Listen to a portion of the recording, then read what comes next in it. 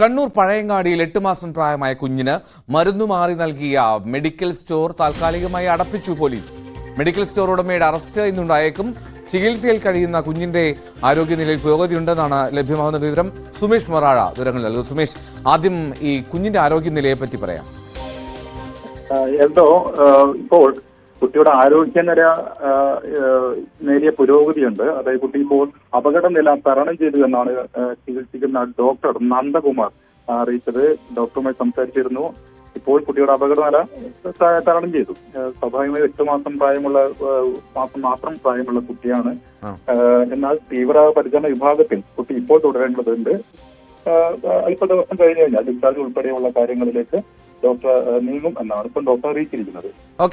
Medical store, അതായത് ഈ ഇത്തരത്തിൽ മരുന്ന് മാറി നൽകുന്ന സാഹചര്യം, അതായത് അധിക ഡോസിലാണ് മരുന്ന് കുട്ടിക്ക് നൽകുന്നത്. ഡോക്ടർ ഒരു മരുന്നിന്റെ കുറിപ്പടി കൊടുത്തു, ആ കുറിപ്പടിക്ക് പകരം കൊടുക്കുന്ന മരുന്ന് അതിന്റെ കണ്ടന്റ് പോലും നോക്കാതെ അധിക ഡോസിൽ നൽകുന്ന ഒരു സാഹചര്യം എന്നൊക്കെ പറയുമ്പോൾ ഈ മെഡിക്കൽ സ്റ്റോറിൽ സാധാരണ ജീവനക്കാർ മാത്രമാണോ അതോ യോഗ്യത ഉണ്ടായിരുന്ന ആളുകളായിരുന്നോ, ലൈസൻസ് ഉള്ള ആളൊക്കെ ഉണ്ടായിരുന്നോ മെഡിക്കൽ സ്റ്റോറിൽ?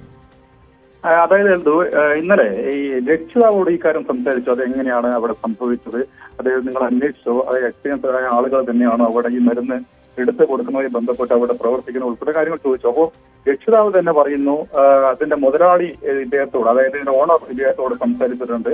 അതായത് ചെറിയ പിഴ സംഭവിച്ചിട്ടുണ്ട്. അതായത് എക്സ്പീരിയൻസ് അല്ലാത്ത ഒരു കുട്ടിയാണ് ആ മരുന്ന് എടുത്തു കൊടുത്തത്, ഒന്ന് ക്ഷമിക്കണം എന്നാണ് ഈ രക്ഷിതാവോട് തന്നെ ഈ ഇതിന്റെ ഓണർ സംസാരിച്ചത്. അതായത് ഇസ്മയിൽ എന്ന് പറയുന്ന ഓണർ സംസാരിച്ചത്.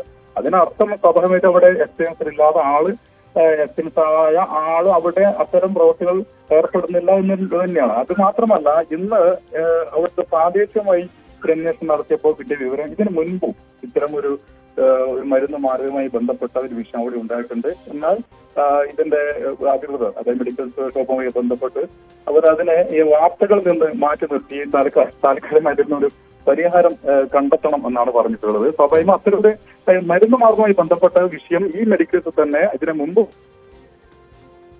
മുമ്പ് ഉണ്ടായിട്ടുണ്ട്. അപ്പോൾ ഇത് ആദ്യമല്ല എന്നതാണ് പ്രധാനപ്പെട്ട കാര്യം.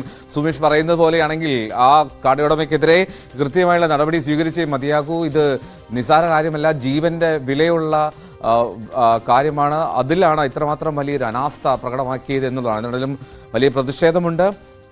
കട താൽക്കാലികമായി അടപ്പിച്ചിട്ടുണ്ട്.